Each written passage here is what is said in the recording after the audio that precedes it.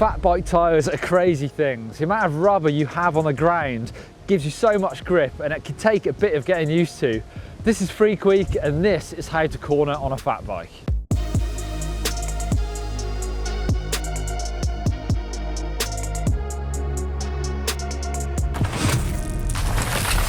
Now, it's fair to say that fat bikes do ride quite a lot differently to a normal mountain bike, and it all comes down to those big balloon tyres, obviously. So you've got a lot more width, but also the actual shape of that tyre is a lot different to a normal mountain bike tyre.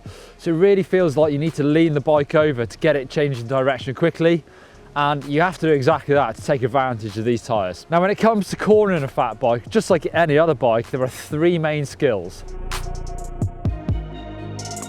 Number one, keep your head up and look around the corner. You generally go where you're looking, so make extra effort and make sure this is the first thing you concentrate on. Number two, get your centre of gravity as low as you can. So that generally means trying to drop your outside foot and weight it.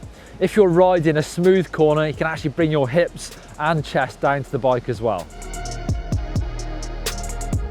And number three, probably the most important one for a fat bike, is angling the bike over and keeping your weight as upright as possible. Now, you've probably heard me say this about cornering normal bikes as well, but it does make a massive difference when you've got those big round tyres.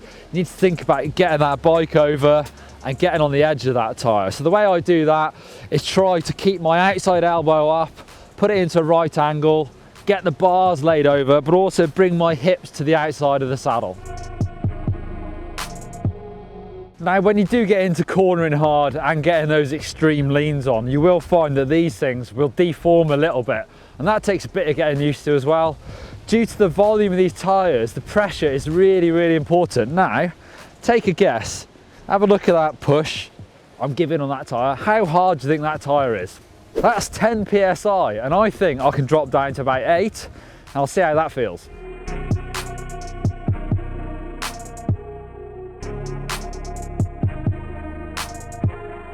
Now, there's a bit of a tongue-in-cheek joke at GMBN that I love riding fat bikes, and actually they are really good fun. Although they're not the coolest looking things, I actually love riding them. It's almost like riding a real-life cartoon mountain bike, especially in conditions like this where it's all leaves and stones. It's almost like riding a snowboard on powder. You just don't sink in, you float over everything. But I've got a question.